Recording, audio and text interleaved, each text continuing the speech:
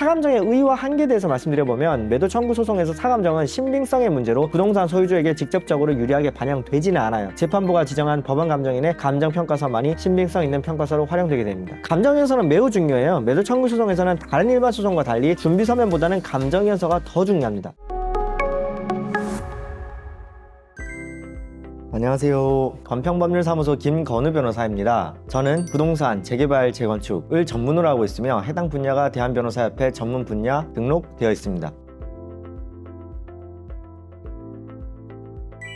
오늘은 다음과 같은 질문이 있었습니다. 변호사님, 현금 청산자입니다. 서울 방화동 방화 3 재정비 촉진구역 재건축 정비 사업에 관해서 최근에 협의 기간이 만료되었습니다. 당연히 협의는 되지 않았습니다. 향후 어떠한 일정으로 현금 청산 절차가 진행될까요? 라는 질문이 있어서 이에 대해서 좀 말씀드려보겠습니다. 방화 3 재건축 정비 사업 조합은 2025년 10월 30일부터 12월 1일까지 관리처분 계획안 공란 공고를 시행했고 2026년 4월부로 협의 기간이 마무리가 되어 매도 청구 소송 제기가 임박한 상황으로 보입니다. 저는 방화 3 재건축 현금 청산자 3세대 이상으로부터 수임 의뢰를 받고 금일은 이에 관해서 말씀드려보고자 합니다. 도시정비법 제73조 1항에 따라 사업 시행자는 관리처분 계획인가 고시 다음 날로부터 90일 이내 현금 청산 대상자와 협의를 해야 하고 협의가 성립되지 않으면 그 기간의 만료일 다음 날로부터 60일 이내 매도 청구 소송을 제기해야 합니다. 도시정비법 73조 1항 2항의 내용입니다. 우선 매도 청구 소송에 관해서 간단하게 말씀드려보면 판례는 매도 청구권 행사에 따라 매매 계약이 성립하는 경우에는 강제매매 계약이죠. 강제매매 계약이 성립하는 경우에는 매도인인 토지 등 소유자는 공평의 원칙상 매매 목적물의 권리 제한 등기가 없는 상태로 목적물의 소유권을 매수인인 사업 시행자, 조합이 되겠죠. 조합에게 이전할 의무를 부담하고 이러한 토지 등 소유자의 권리 제한 등기 없는 소유권 이전 의무 및 인도 의무와 사업 시행자의 매매 대금 지급 의무는 동시 이행 관계에 있다라고 판시하고 있습니다. 또한 현금 청산 대상자에 대한 청산금 지급 의무가 발생하는 시기는 분양 신청 기간의 종료일 다음 날이고 현금 청산의 목적물인 토지 건축물의 가액을 평가하는 기준 시점도 같은 날이 된다는 것이 대법원 판시 내용입니다. 자, 핵심적인 대응 전략 3가지에 대해서 한번 말씀드려보겠습니다. 첫 번째, 대응 전략입니다. 사전 시가 추정, 감정 확보가 도움이 될까요? 사감정의 의의와 한계에 대해서 말씀드려보면 매도 청구 소송에서 사감정은 신빙성의 문제로 부동산 소유주에게 직접적으로 유리하게 반영되지는 않아요. 재판부가 지정한 법원 감정인의 감정평가서만이 신빙성 있는 평가서로 활용되게 됩니다. 그럼에도 불구하고 가격 시점에 근접한 일시에 시가 추정 감정평가를 받아두는 것이 중요하게 됩니다. 특히 부동산 시가가 10억 원이 넘어갈 경우에 더욱 실효적이었던 것으로 판단됩니다. 매도 청구 소송 단계에서 법원 감정인이 감정평가를 함에 있어서 가장 최근에 사감정된 이력은 적극적인 고려 요소가 될 수 있고 이는 법원 감정 평가가 유리하게 이루어지도록 요인할 수 있습니다. 가격 시점 관련해서 주의사항을 살펴보면 현금 청산 목적물의 가액을 평가하는 기준 시점은 분양 신청 기간의 종료일 다음 날이기 때문에 이 시점에 근접해서 사감정을 받아두는 것이 중요합니다. 자, 두 번째 대응 전략에 대해서 말씀드려보겠습니다. 감정의견서를 적극 활용해야 합니다. 감정의견서는 매우 중요해요. 매도 청구 소송에서는 다른 일반 소송과 달리 준비 서면보다는 감정의견서가 더 중요합니다. 감정의견서는 법원에 제출하는 것과는 별개로 필히 법원 감정인에게 직접 도달되도록 해서 법원 감정인이 감정평가서를 작성하기 전에 의뢰인 측의 의견을 관철시키도록 해야 합니다. 개발이익 반영 주장에 대해서도 살펴보겠습니다. 대법원은 매도 청구 소송에서 매매 대금에는 개발이익이 포함되어야 한다고 판시한 바 있습니다. 구체적으로는 첫째, 주택 재건축 사업이 시행된다는 것을 전제로 해서 토지나 건축물을 평가한 가격, 둘째, 인접하여 다른 개발 사업이 있다면 그 개발 사업에 따른 이익 등이 포함되어야 합니다. 이러한 내용을 감정의견서에 구체적으로 반영해서 법원 감정인에게 전달하는 것이 매우 중요합니다. 대응 전략 세 번째에 대해서 말씀드려보겠습니다. 반소 제기를 통한 적극적 권리 행사가 있겠습니다. 동시행 판결의 한계에 대해서 말씀드려보면 조합의 매도 청구 소송에서 단순히 동시행 항변만 하는 경우에는 판결 주문에 동시행의 조건이 붙어있다는 점에 관해서는 기판력이 미치지만 동시행 관계에 있는 반대 채권, 그러니까 현금 청산자의 매매 대금 받을 채권의 존재 및 액수에 관해서는 기판력이 생기지가 않아요. 또한 현금 청산자의 입장에서 사업 시행자가 매매 대금을 지급하지 않을 경우에 이를 곧장 집행할 수 있는 집행 권한이 없게 됩니다. 따라서 반소를 제기해서 반소 판결을 받은 경우에는 그 이점이 여러 가지가 있는데, 첫째, 독립적인 집행 권한 확보가 가능하게 되고, 둘째, 청산금 액수의 기판력이 발생하게 되고, 세 번째, 판결 확정 후에 조합의 지체 시에 청구가 가능하게 되고, 네 번째로는 조합과의 협상력을 제고할 수 있겠습니다. 또 동시행 판결의 경우에는 조합원이 소유권 이전 등기를 이행하지 않는 한 조합의 지급 자체가 인정되지 않아서 지연손해금을 청구하기가 매우 어렵습니다. 반면에 미리 인도와 등기에 필요한 서류를 이행 제공한 후에 반소를 제기하면 매수인이 매매 대금을 지급하지 않을 될 경우 이행 지체에 빠지게 돼서 매매 대금을 원금으로 한 이자를 받아낼 수 있겠습니다. 자, 한번 정리를 해보겠습니다. 반소 제기 시에 별도의 인지대가 필요하고 소송 절차가 복잡해질 수 있다는 점은 고려해야 할 사항입니다. 따라서 첫째, 부동산 가액의 규모, 둘째, 조합의 재정 상태 및 청산금 지급 가능성, 셋째, 의뢰인의 이행 제공 가능 여부 등을 종합적으로 고려를 해서 동시행 항변만 제기를 할지 반소를 제기할지를 전략적으로 선택하는 것이 매우 중요해 보입니다.